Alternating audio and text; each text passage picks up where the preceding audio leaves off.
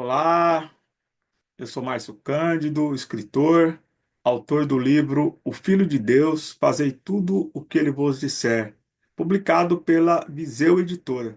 E você está no nosso canal, O Filho de Deus.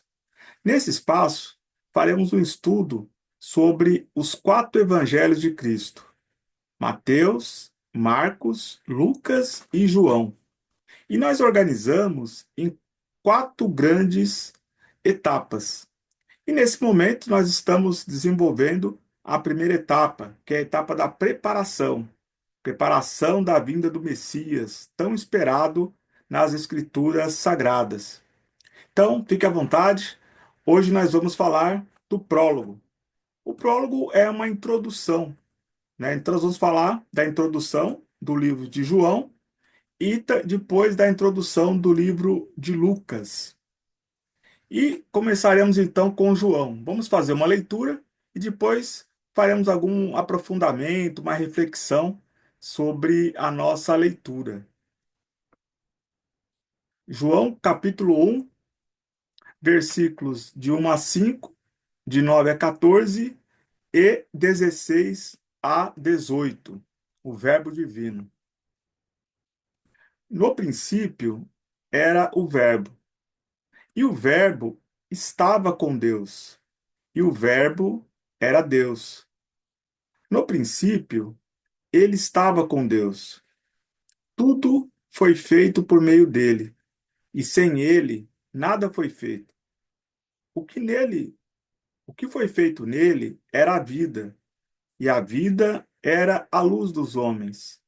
E a luz brilha nas trevas, mas as trevas não a apreenderam. Ele era a luz verdadeira, que ilumina todo homem. Ele vinha ao mundo. Ele estava no mundo, e o mundo foi feito por meio dele, mas o mundo não o reconheceu. Veio para o que era seu, e os seus não o receberam.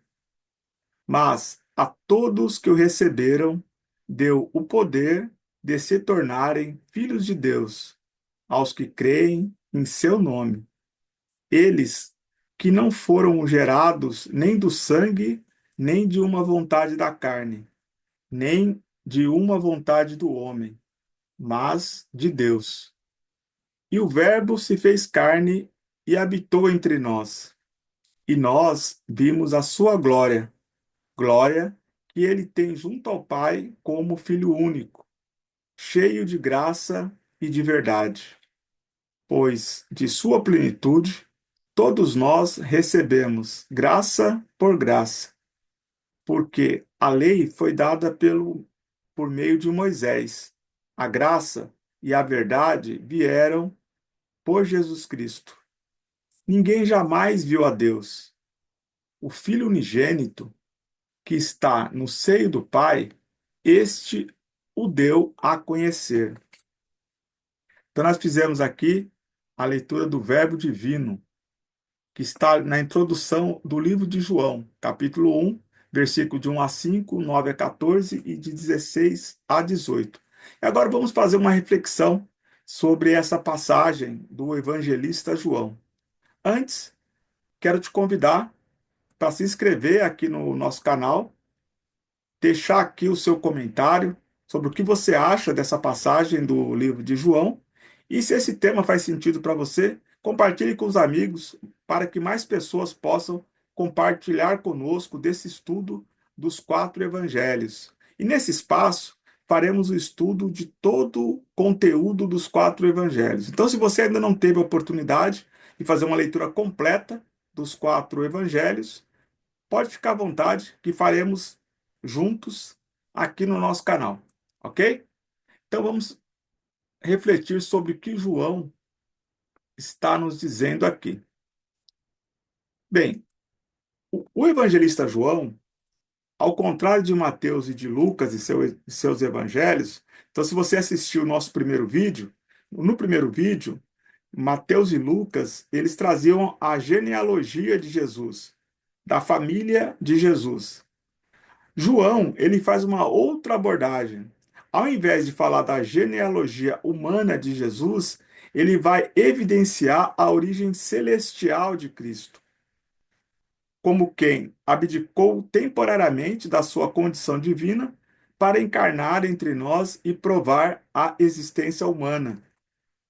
Então, ele não trata da, da genealogia, dos familiares e tal. Ele traz um Jesus, Deus, que se fez homem e habitou entre nós. Então, essa é a diferença fundamental do que João traz da origem de Jesus em relação a Mateus, e Lucas.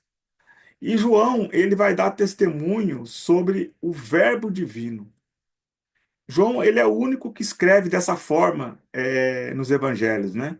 Então é praticamente um poema, o Verbo divino. E essa forma de se relacionar a Jesus, ela é muito única aqui do evangelho de João, né? E ele fala que no princípio, Jesus já estava com Deus, né? E sem ele nada foi feito.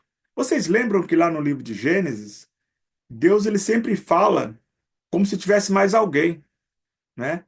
Numa das vezes ele fala: façamos o homem a nossa imagem e semelhança.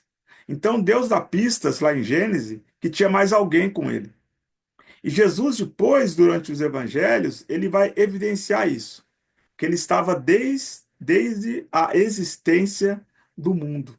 Então, Jesus ele foi coautor da criação, junto com o Pai, né? Porque ele e o Pai são um, né? Ele vai fazer depois essa afirmação e a gente vai refletir sobre isso. Então, Jesus ele é atemporal, né? Então, antes que o mundo existisse, ele já existia junto a Deus, né? Então, ele veio cumprir um projeto da parte de Deus. Então, ele abdica da sua condição celestial, divina, e vem viver a vida dos homens, né? Naquela missão de Messias, de Salvador da humanidade diante de seus pecados, para a redenção, do mundo, né?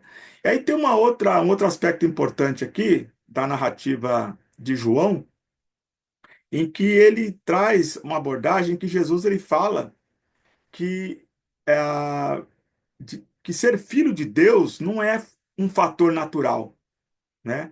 É um merecimento, né? Ele afirma aqui que deu-lhes o poder de se tornarem filhos de Deus, né? Então ele relaciona o status de filho de Deus ao poder, né? Porque a gente fala, todo mundo é filho de Deus. Não, todos nós somos criaturas de Deus. O filho de Deus é aquele que reconhece o Pai. Como é que você pode ser filho se você não reconhece o Pai? Não é mesmo? Então João ele traz o status do poder. Então Deus dá o poder de nos chamá-lo de pai, portanto, enquanto filhos, né?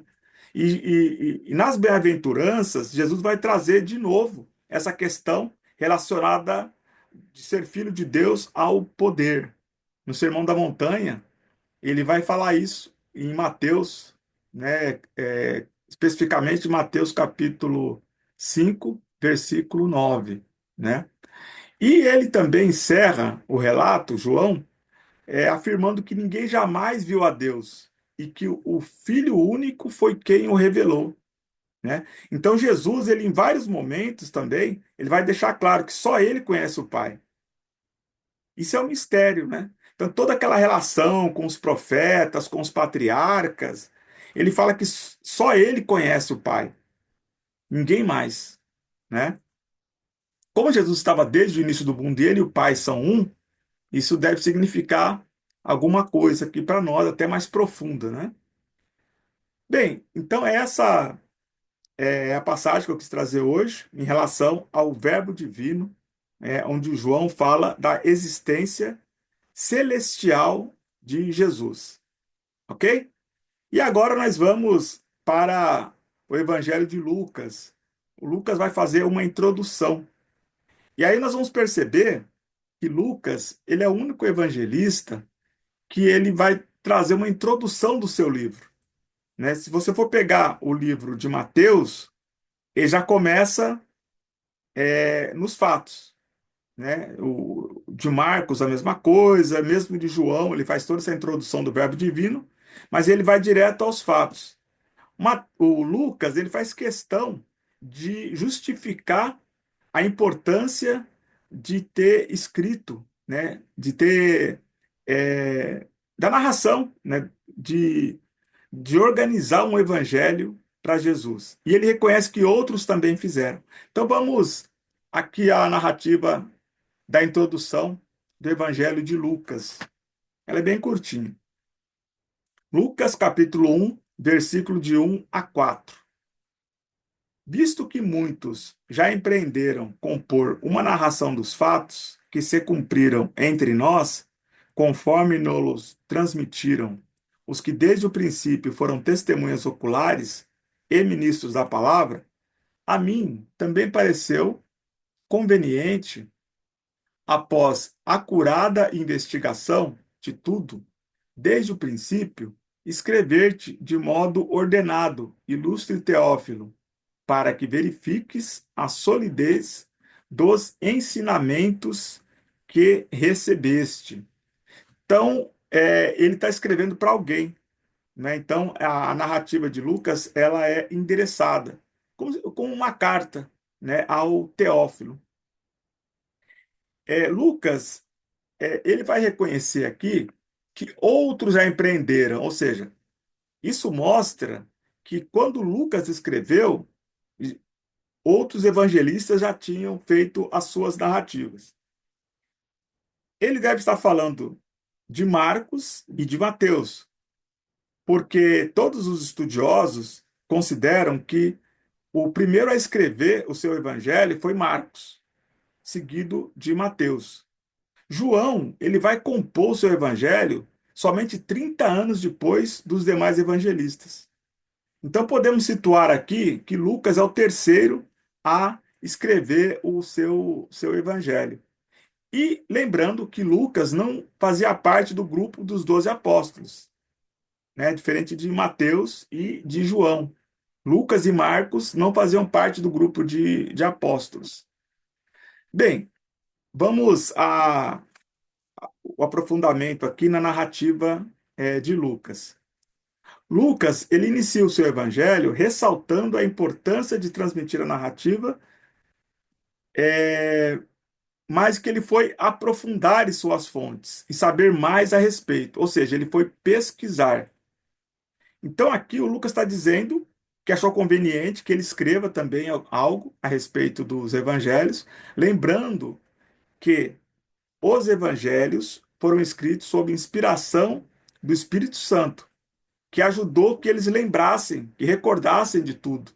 Mesmo Lucas não sendo o apóstolo daquele momento, o Evangelho de Lucas também ele segue a inspiração do Espírito Santo, né? Porque ele vai relatar fatos dos quais ele não foi testemunha ocular, como foram no caso dos evangelistas Mateus e João, ok? Porém, ele vai pesquisar. E aí tem alguns fatos curiosos, né? Quando ele fala aqui de investigação acurada, inclusive ele fala aqui de pessoas olha só o que ele fala aqui.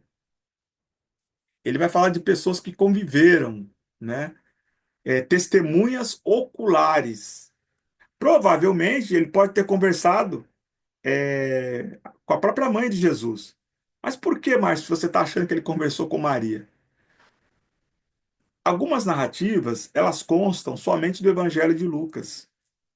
Dentre elas, nós vamos encontrar que Lucas, ele é o único que vai escrever sobre o anúncio do nascimento de João Batista. Ele é o único que vai escrever sobre o anúncio do nascimento de Jesus. Os outros não escrevem sobre isso. Ele é o único que vai escrever sobre a apresentação de Jesus no templo. Ninguém mais faz essa narrativa. Lucas, ele é o único que vai falar da visita, escrever sobre a visita de Maria à sua prima Isabel. Consta unicamente no Evangelho de Lucas. Então isso mostra que ele vai trazer algumas informações ali da fonte, né? Porque são coisas do início.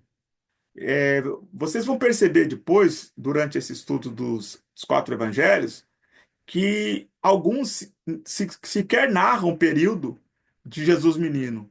Eles já pegam o tempo de Jesus iniciando a sua missão. Então, Lucas ele vai trazer uma abordagem lá atrás, desde os tempos da anunciação, né? Desde os primeiros passos. Isso é muito importante. E também é o único que fala da infância de Jesus. Embora seja uma narrativa curta, somente ele trata do episódio da infância de Jesus. Então, isso deve ser fruto, né, da inspiração do Espírito Santo, mas também de pesquisa junto a pessoas que conviveram nesse período do nascimento de Jesus. Bem, então eu trouxe um pouco aqui da reflexão sobre o Evangelho de Lucas, na introdução do livro de Lucas, Lucas capítulo 1, versículos de 1 a 4. Então nós estamos nesse momento falando do prólogo, que faz parte do período da preparação de Jesus, né? O período da vinda do Messias anunciado em todas as Escrituras. Então, para que você não perca nenhum dos conteúdos desse estudo, se inscreva aqui no nosso canal, compartilhe para as pessoas da sua relação, se faz sentido esse tema para você, que mais pessoas possam fazer parte desse estudo aqui conosco. Deixa aqui o seu comentário, é muito importante para nós aqui, para cada vez procurarmos aperfeiçoar sobre esse estudo. E fique aqui conosco, que no próximo vídeo nós vamos falar sobre a anunciação do nascimento de João Batista. Então, ótimo dia, fiquem com Deus. Espero que esse estudo de hoje tenha acrescentado elementos importantes na sua formação cristã, no seu entendimento sobre ao Evangelho, né, a boa nova do Evangelho de Jesus Cristo. Ótimo dia, Deus abençoe.